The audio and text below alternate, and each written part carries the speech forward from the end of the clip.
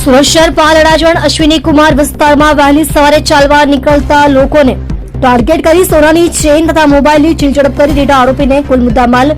કિંમત ₹3,38,545 સાથે ઝડપી પાડી સ્નેચિંગના કુલ 4 ગુનાઓનો ભેદ ઉકેલતી સુરત શહેર ક્રાઇમ બ્રાન્ચ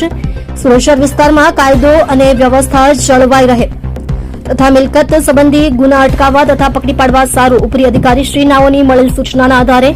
ડીસીબી પોલીસ સ્ટેશનની અલગ અલગ ટીમો વર્કઆઉટમાંથી દરમિયાન ઝોન 7 એન્ટી એક્સટોર્શન સ્કોડના પોલીસ અધિકારી માણસોને મળેલ બાદની હકીકતના આધારે આરોપી સાહિલ ઉર્ફે શાહ ઉર્ફે વસીમ ઝાકિર શેખ ઉંમર વર્ષ 23 રહેવાસી પ્લોટ નંબર 24 ગલી નંબર 2 પ્રતાપનગર લિંબાયત સુરત નાઓને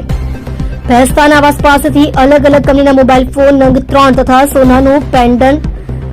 તથા એક્સેસ મોપેડ સાથે મળી કુલ કિંમત ₹3,38,545 મુદ્દામાલ સાથે ઝડપીને કાયદેસરની કાર્યવાહી કરવામાં આવી છે. મજકૂર પકડાયેલ આરોપી રીઢો ગુનેગાર છે જે વહેલી સવારે ઘરેથી નીકળી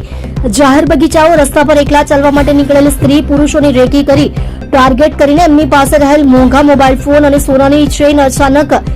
બળપૂર્વક ખેંચીને ચીલઝડપ કરી પૂરઝડપે મોપેડ ચલાવી નાસી જવાની એમો ધરાવે છે.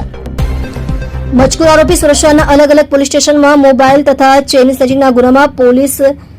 પકડાયેલ છે, જે આજથી 20 દિવસ પહેલા જેલમાંથી ભાષાની સજા પૂરી કરીને જેલ મુક્ત થયેલ છે. જેલમાંથી છૂટ્યા બાદ પોતાની પાસે રહેલ એક્સેસ મોપેડ પર વહેલી સવારે નીકળી પાલ વિસ્તારમાં અલગ અલગ 3 રાહદારીઓને ટાર્ગેટ કરી એક સોનાની ચેઇન એક સોનાનું પેન્ડન્ટ લઈને નાસી ગયેલ હતો. તેમજ અડાજણ અશ્વિની કુમારે પોલીસ સ્ટેશન વિસ્તારમાંથી 2 આઈફોન સ્નેચિંગ કરેલ હોવાની કબૂલાત કરેલ છે.